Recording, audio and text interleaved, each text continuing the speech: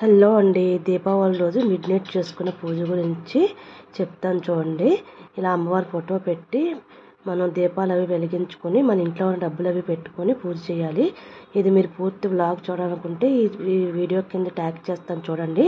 Please support చేయండి. ఇంకా మంచి మంచి పూజల గురించి వాటి గురించి నేను మీకు వివరిస్తాను.